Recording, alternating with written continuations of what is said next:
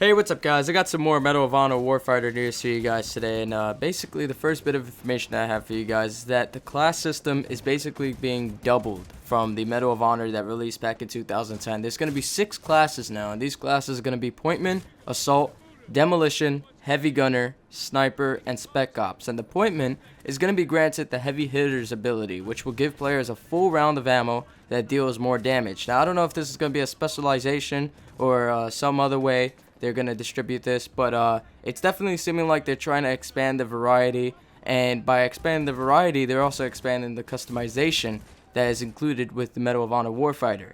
And by this, they're going to be including more optics, more stocks, more underbarrels, tactical flashlights, camos and skins, and more brand name equipment. So with more variety and with more customization of weapons, this comes into question: does more complexity in the game bring more unbalance? And a lot of people are questioning that, because when you add things like different stocks, optics, underbarrels, flashlights, camels and skins, brand name equipment, and a variety of weapons and 6 different classes and everything like that, the game becomes more complex. So with the game becoming more complex, it comes with the question if the game is going to be more unbalanced because of its complexities.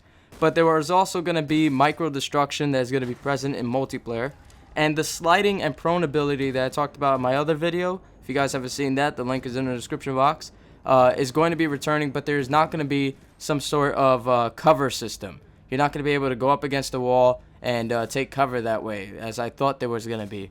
So there's not going to be that type of cover system. And also with this sliding feature, it has to be responsive. It can't be clunky.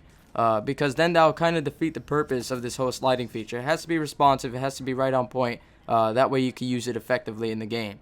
Also, the multiplayer is going to feature a fire team mechanic where players can work together as a small team, which means that you can spawn on your friends, and you'll be able to see a green outline of your buddy through walls, and you can give each other ammo as well. So by spawning on a friend, this is going to basically defeat spawn trapping. And in Medal of Honor 2010, it was really easy to spawn trap. So hopefully with this whole spawning on your buddy scenario, it's going to defeat the whole purpose of spawn trapping. And also, by giving each other ammo, this is promoting more team-based games, which or more team players. It's promoting people to play as a team, which in turn will probably promote more playing the objective. So hopefully that's going to include that as well. Hopefully with people being given the option to give ammo, they'll also be looking more towards the objectives instead of just going for kills. Now, there's no word on an open beta just yet.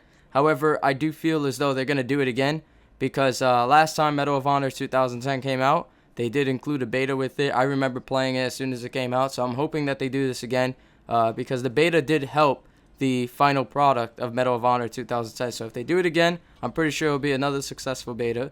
And also, score chains will be returning. For those of you guys who remember Medal of Honor 2010, you could collect points by killing, capturing objectives, and you can, when you earn these points, you could get things like mortar strikes, you could get air strikes, you could get a lot of different options. You have UAVs and things like that. So that's going to be returning again. And there's also going to be class-specific rewards, such as a heavy machine gun for the demolition class, and air strikes, and an air burst mortar, and things like that would play specifically to a certain class. Another thing is that there's going to be weapons that are class specific, but there's also going to be weapons that will carry between classes, much like you see in Battlefield. For example, in Battlefield 3, you had the UMP-45 that can carry between all the classes. So you're going to see things like that coming over to Medal of Honor Warfighter. Another new thing is like different game modes. They're going to have a new game mode which is called Sector Control, and it's going to have 3 separate control points. So it's basically going to be very similar to the way Conquest works in Battlefield 3 and the other Battlefield games as well, or similar to the way Domination works in Call of Duty. And there's also going to be cool new gadgets. That's basically what he said, cool new gadgets. So I don't know if we're going to be seeing things like the EOD bot, but if you guys looked at the multiplayer trailer, you saw that they had the assault drone. For those of you guys who have played Modern Warfare 3 in the past, you've seen the assault drone, and it is going to be in Medal of Honor Warfighter.